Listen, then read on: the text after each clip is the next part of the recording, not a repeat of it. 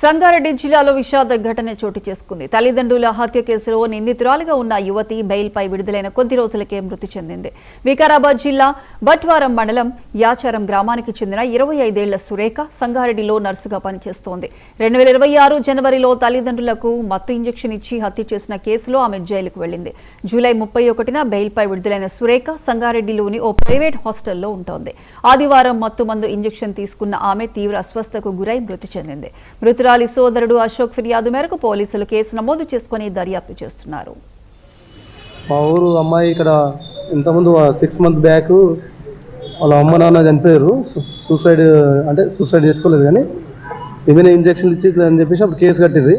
జైలుకు వచ్చి వాళ్ళ అన్నయ్యనే, సొంత అన్నయ్యనే మనం చదువుకుంటాం మంచిగా ఉంటాం అని చెప్పేసి చెప్తే తీసుకొచ్చిన బెల్ ద్వారా ఇక్కడ హాస్టల్లో, లేడీ హాస్టల్లో ఉంటుండే. ఏమైందో మాకు తెలియదు. రాత్రి పోలీసు వాళ్ళు ఇట్లా అయిందని చెప్పేసి పోలీసు వాళ్ళ ద్వారా ఇన్ఫర్మేషన్ వస్తే మేము రావడం జరిగింది. ఆమె నోటు కూడా రాసింది అని చెప్పారు సార్లు. అన్నయ్య నా హెల్త్ బాగాలేదు, నేను మంచిగా ఉండు, హెల్త్ బాగా చూసుకో అని చెప్పేసి వాళ్ళ అన్నయ్యకి రాసినట్టు రాసి చనిపోయినట్లు సార్ వాళ్ళు రాసింది మాకు